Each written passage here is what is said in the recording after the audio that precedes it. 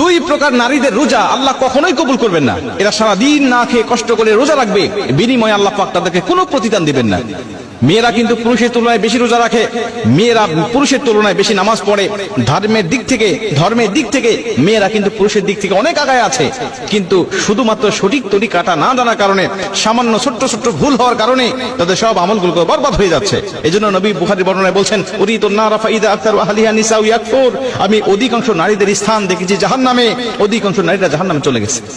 দুই প্রকার নারীদের রোজা কবুল হয় না। তার মধ্যে প্রথম নম্বর, এক নম্বরে নবীজি বলেন, যারা স্বামীর অবাধ্য স্ত্রী, ওয়াকফুরনাল আশিরা, যারা স্বামীর অবাধ্য স্ত্রী, এদের উপরে আল্লাহ পাকের লানত থাকে সর্বসময়, নবীজির লানত থাকে, ফেরেশতাদের লানত থাকে। এরা যত ইবাদত করুক আল্লাহ কোনো ইবাদত তাদের কবুল করেন না।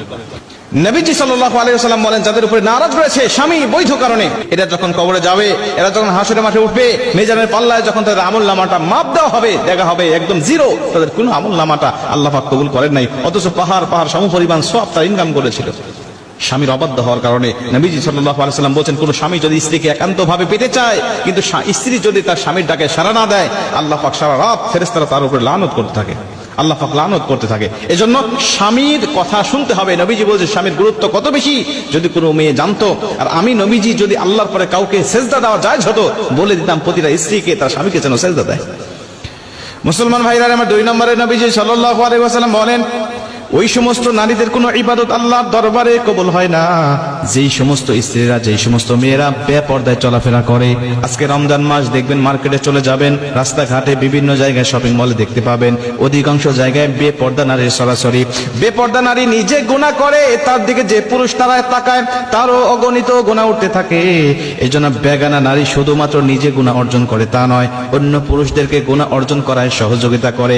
অন্য পুরুষ গুনাহ করে যত গুনাহ ইনকাম করতে থাকে, ওর একটি পার্সেন্টেজ আল্লাহ পাক ওই মহিলার আমলনামায় দান করতে থাকে। বেপর্দা নারী যারা, এদেরকে দেখে অন্য পুরুষের রোজা হালকা হবে, অন্য পুরুষের আমল নষ্ট হবে, অন্য পুরুষের চরিত্র নষ্ট হবে।